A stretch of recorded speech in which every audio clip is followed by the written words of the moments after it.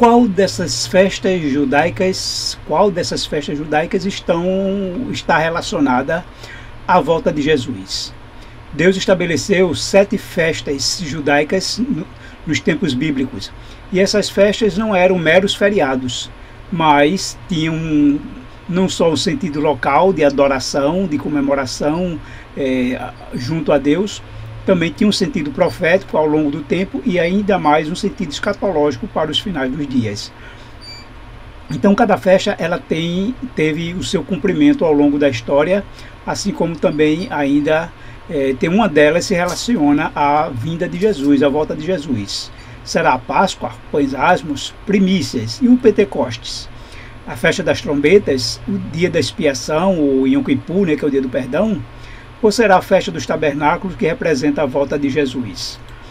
Nós sabemos que a Páscoa, instituída durante o Êxodo, onde o povo de Israel celebrou ali na saída do povo de Israel do Egito, com a morte do Cordeiro, e essa Páscoa então apontava para Jesus, que Jesus morreu no período da Páscoa, exatamente no dia 14 de Nisan, quando no primeiro dia da Páscoa, que era o dia que morria o Cordeiro, Jesus foi morto. Então, um cumprimento profético exato teve aí durante a Páscoa, nessa comemoração.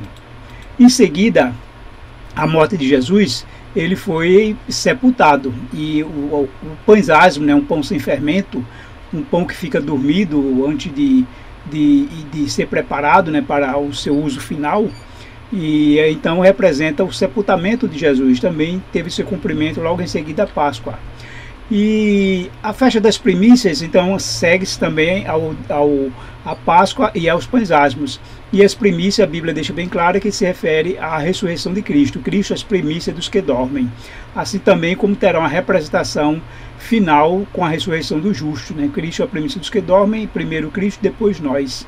Assim também nós entendemos que a aplicação profética que teve na ressurreição de Cristo, mas também uma aplicação escatológica na ressurreição dos justos. A próxima festa foi a festa dos Pentecostes. Então, na época de Israel, no Velho Testamento, não tinha esse nome. Pentecostes é um nome grego.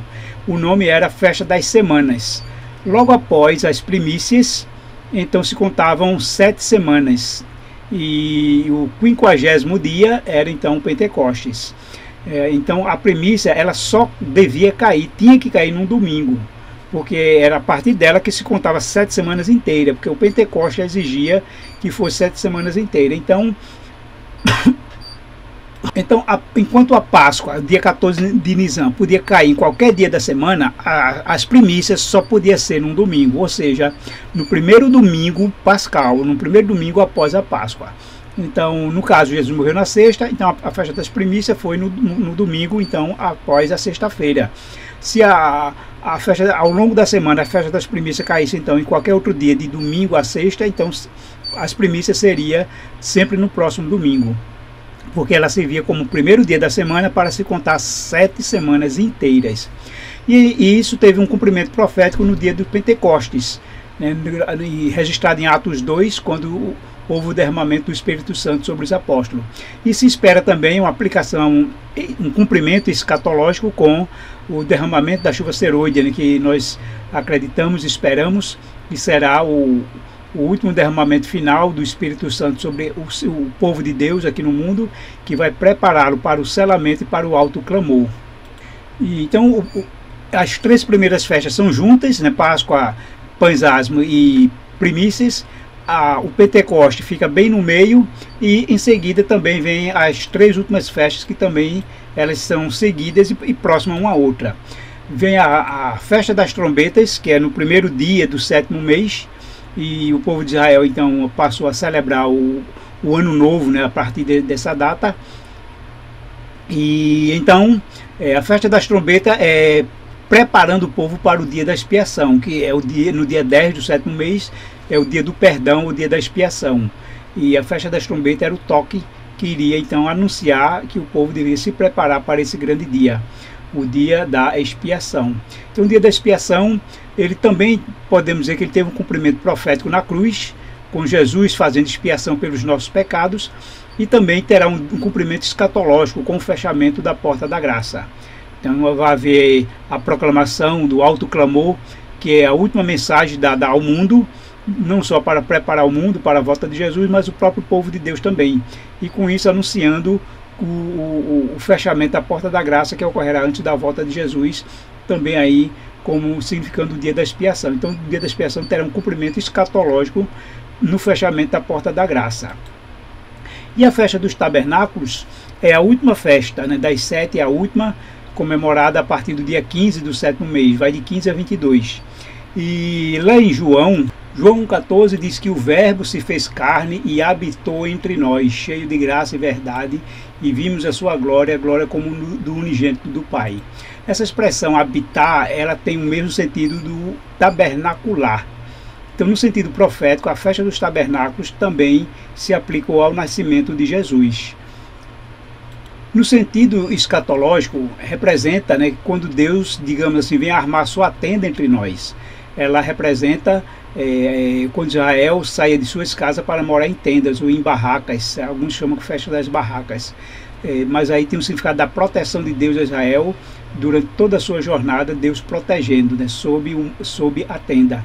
Mas essa aplicação escatológica ela pode estar relacionada então a depois do milênio, quando a Nova Jerusalém estará aqui entre nós e não haverá santuário, né, porque Cristo mesmo estará morando conosco aqui na terra e ele será o nosso santuário, a nossa morada. Então ele vai realmente, no final de tudo, tabernacular entre nós. Então a festa dos tabernáculos ela terá o cumprimento com a Nova Jerusalém depois do milênio. Então não vimos que nenhuma tem ainda um sentido escatológico sobre a volta de Jesus. Mas a lição da escola sabatina, ela nos vai trazer essa luz, vai explicar qual dessas festas ela tem um cumprimento escatológico da vinda de Jesus. A lição da escola sabatina do quarto trimestre de 2025, a lição que é baseada nas lições do livro de Josué. E no dia segunda-feira, 10 de novembro, observe o que realmente está escrito quando falou que Josué comemorou, né, a Páscoa assim que entrou na Terra Prometida. Então eles pararam tudo, pararam a guerra e foram celebrar a Páscoa. E a Páscoa se celebra por 7 dias, não é só no primeiro dia, mas a partir do primeiro dia e ao longo dos 7 dias eles comemoram a Páscoa, que emenda aí com o pães asmos e vai até a festa das primícias, né? Termina com as primícias ao final de 8 dias, ou dependendo do período da semana. Mas é Páscoa com pães asmos, ao todo vão dar aí 7 dias, 7 a 8 dias. Então a lição diz o seguinte, ó, vejam só: no entanto, a Páscoa e a ceia do Senhor sinalizam uma realidade ainda mais gloriosa, a multidão redimida entrando na Canaã celestial.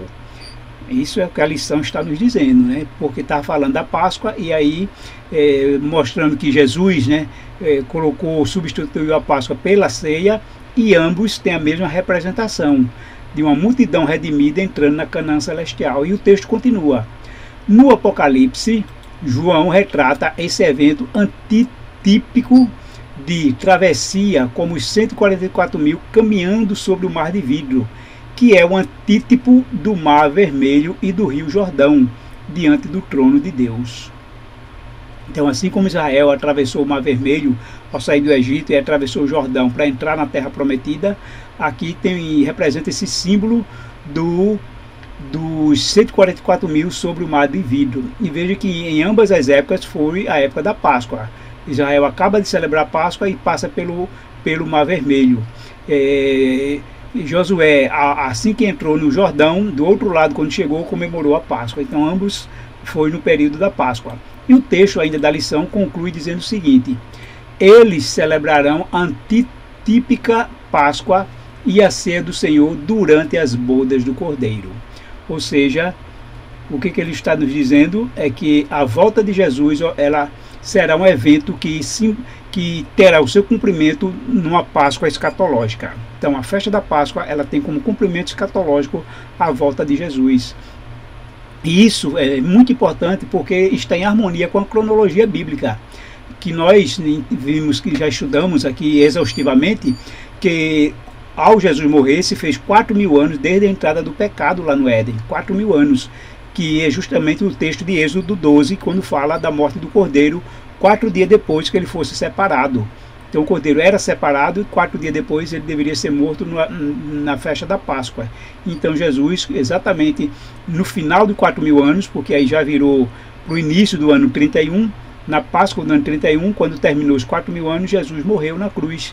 E então, tendo seu cumprimento aí profético da Páscoa, e 2.000 anos depois, chegamos ao ano 2031, ou seja, no final do ano 2030, então logo no início de 2031, nós temos aí uma soma de 2.000 anos. Se você somar 2.000 anos ao ano 31, chega ao ano 2031. Se somar 2.000 anos a 4.000 anos que na cruz, então chega aos 6.000 anos. Então o ciclo de 6.000 anos ele se fecha quando termina o ano 2030. Então logo vejo como a relação da morte de Cristo está relacionada à segunda vinda de Cristo, conforme o texto que está na lição. É o texto que está na lição, relacionando a Páscoa à volta de Jesus. E isso confirma a cronologia. Quando nós vimos que ligamos de Adão, da queda, da entrada do pecado, ou da criação, que não foi muito distante, até a cruz, a morte de Jesus, foram exatamente ao término de 4.000 anos. Porque a morte de Cristo ocorreu aí bem no início do ano 4001, que é o ano 31, na época o ano 31. E da morte de Cristo, somando 2.000 anos, chegamos ao final do 6º milênio, 6.000 anos, que então ele termina, quando termina o ano 2030, na Páscoa de 2031, que aqui para nós, do hemisfério sul é outono, mas em Israel, Estados Unidos, Europa, é o hemisfério norte, que é a primavera. Mas o período é o período da Páscoa, em ambos os lados, em ambos os hemisférios, a Páscoa é comum a todos, Logo, então, confirma mais uma vez a questão aí da cronologia, de que ela se cumpre exatamente assim, vamos dizer, a volta de Cristo se cumpre no tempo da Páscoa, da morte de Cristo, então está relacionado também à sua vinda. Isso é maravilhoso, é muito bom entender que Deus vai nos dando a luz, vai nos dando esclarecimento.